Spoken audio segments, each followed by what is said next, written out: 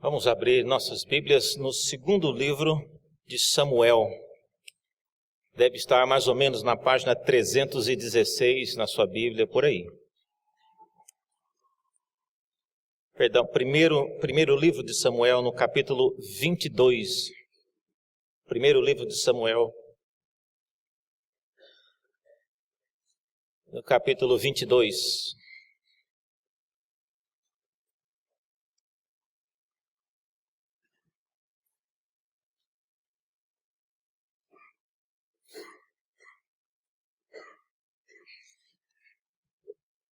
Diz assim a palavra de Deus, 1 Samuel no capítulo 22, os primeiros versos.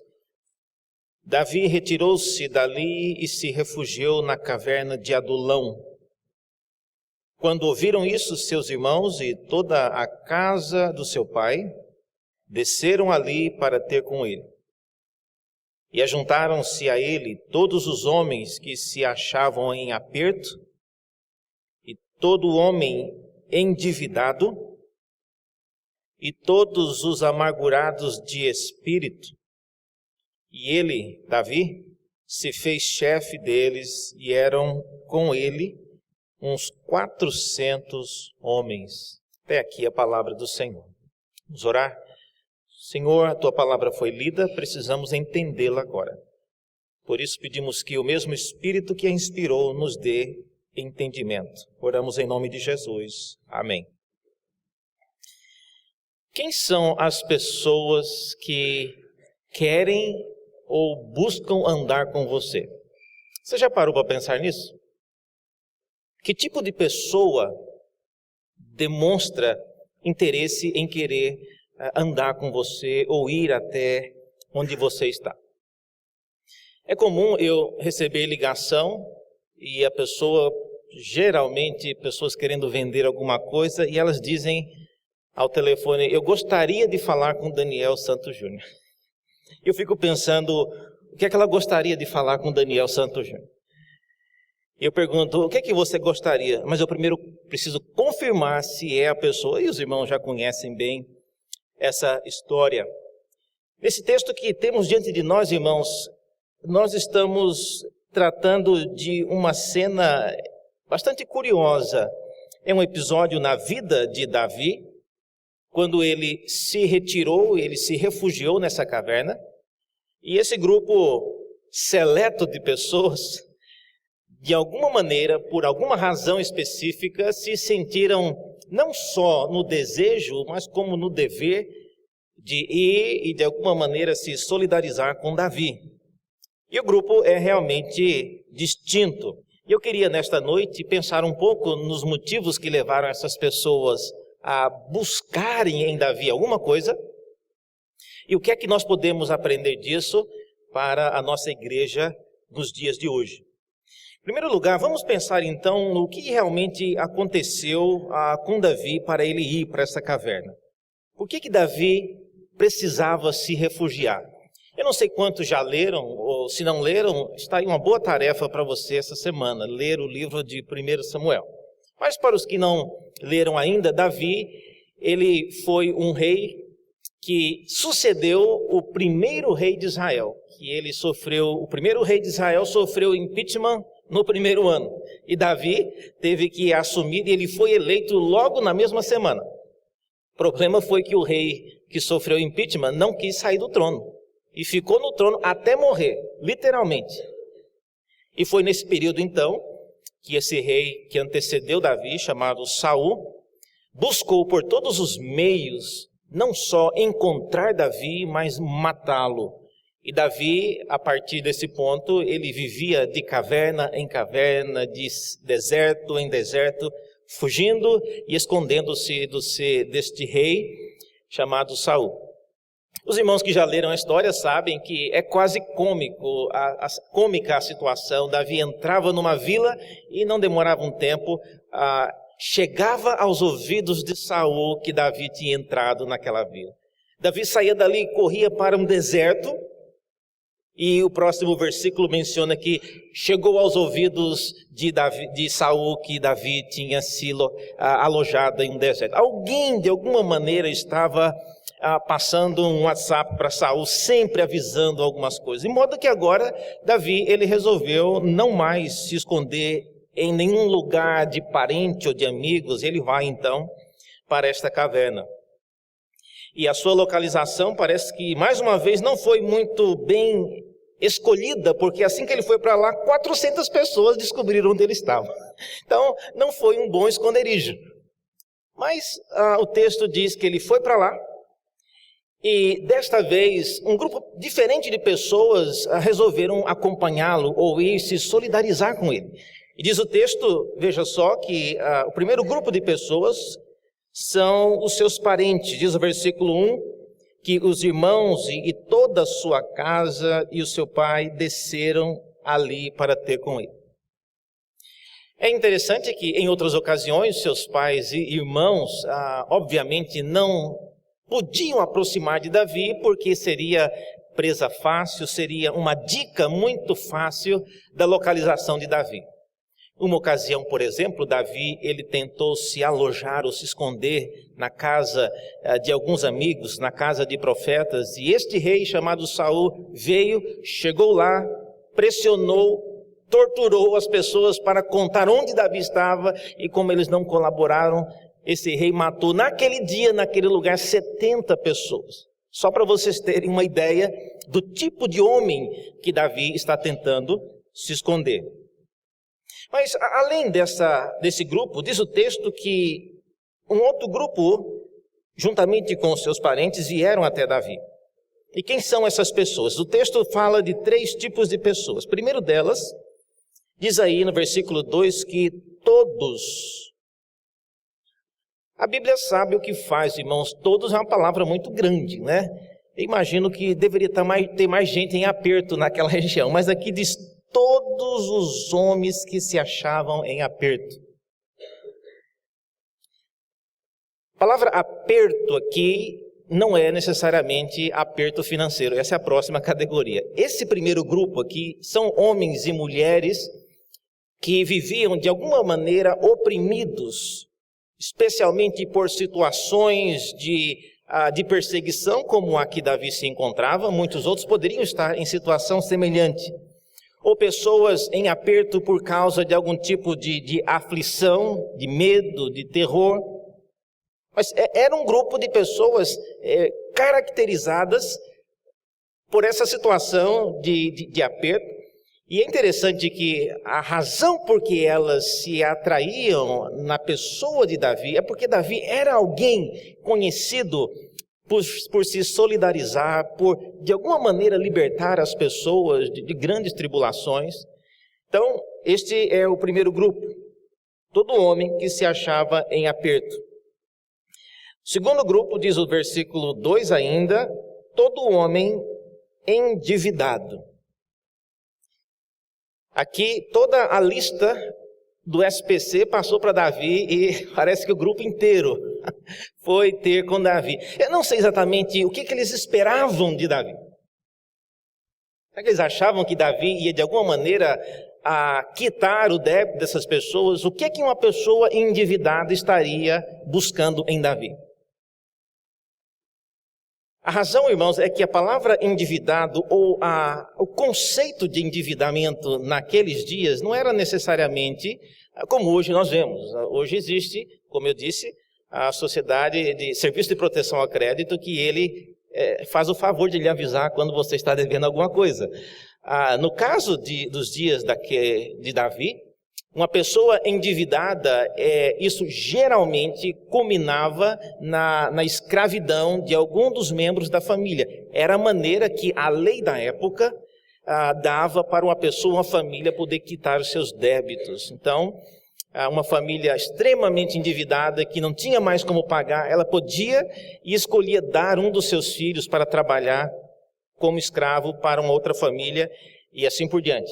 E isso gerava uma situação tão grave que na lei de Israel, a cada 50 anos, passava uma lei chamada o ano do jubileu, que todas as dívidas deveriam ser canceladas, por causa da situação extrema de uma sociedade praticamente toda escravizada por causa de débitos, por causa de situações assim.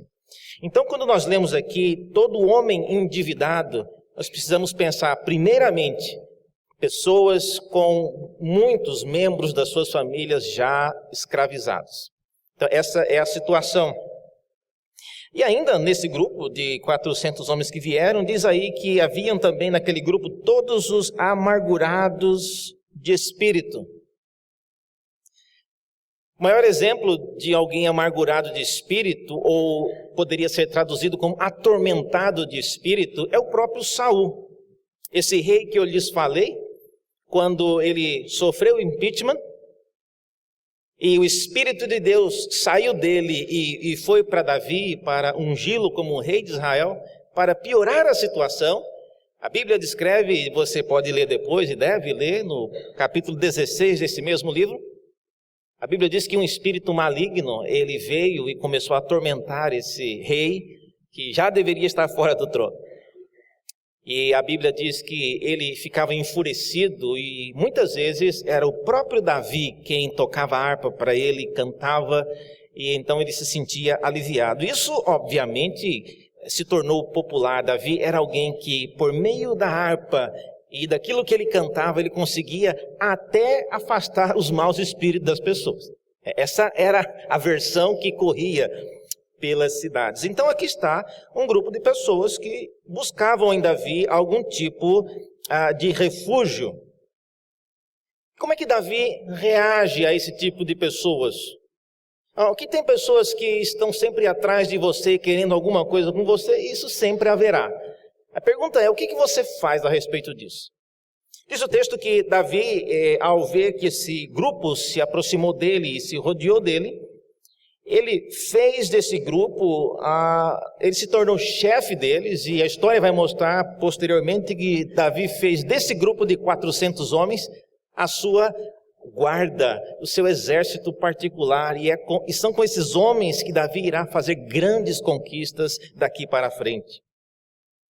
Davi montou uma guarda pessoal de 400 homens, e isso é uma proeza, porque nem mesmo o rei de Israel, o que foi deposto e ainda estava no trono, ele tinha.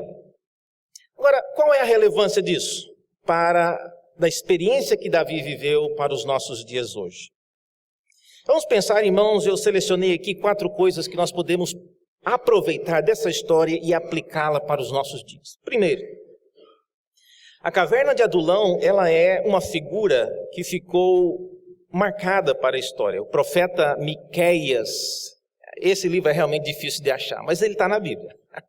Depois você leia Miqueias no capítulo 1, no versículo 15, é dito que a caverna de Adulão seria o local, de uma maneira figurada, onde o Messias traria a salvação para Israel.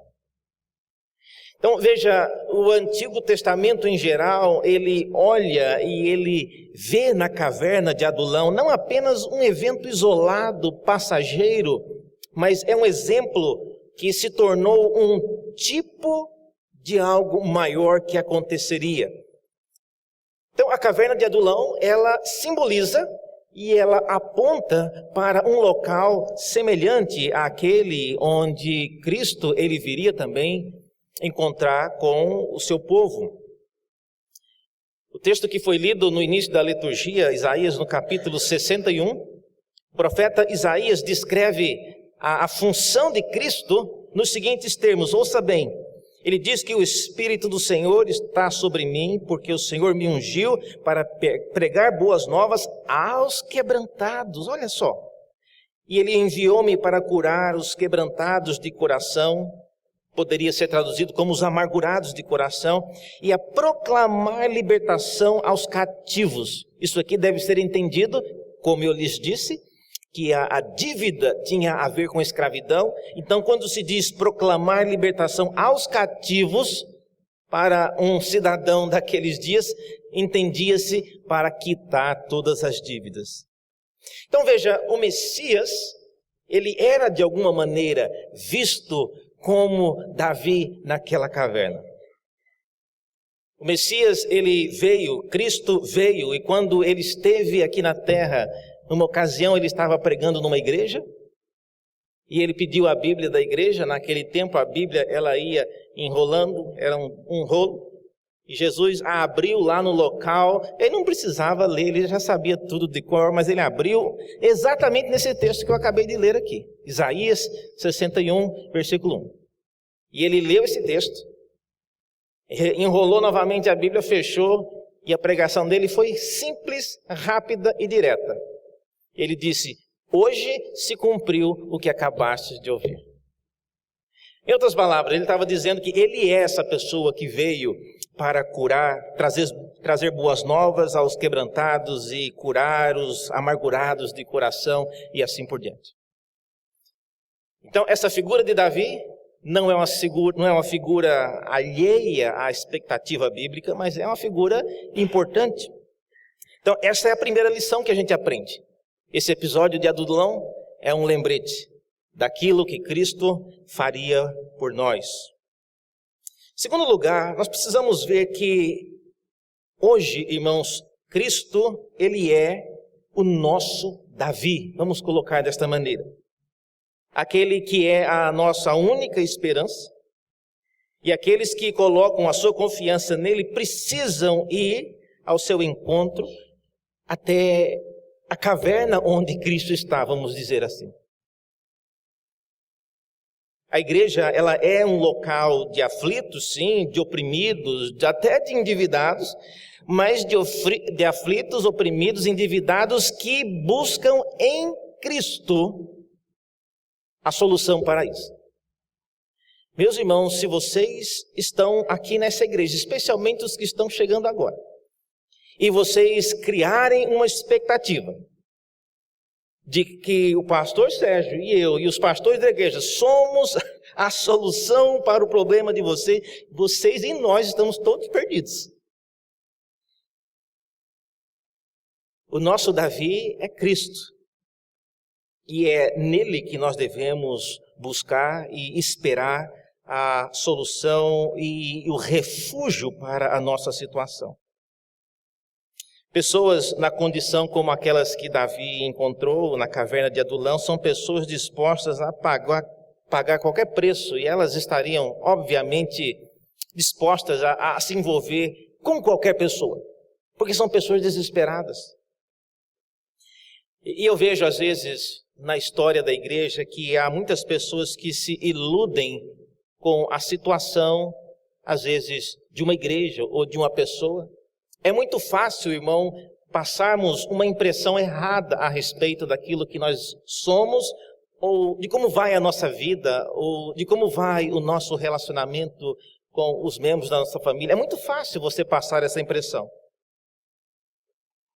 E porque é fácil, muitas pessoas desejarão colocar em você a esperança ou buscar em você alguma solução. Mas não crie e não deixe que as pessoas criem expectativas erradas a seu respeito. Todos nós aqui na igreja de Santo Amaro cremos que o nosso Davi é Cristo e que a caverna de Adulão é este lugar aqui. A diferença é que nos dias de Davi, eles ainda não tinham visto aquilo que Cristo já havia feito. Quando o povo de Deus, irmão, se reúne com a esperança certa, na pessoa certa, não importa se somos amargurados, se somos endividados ou afligidos de espírito.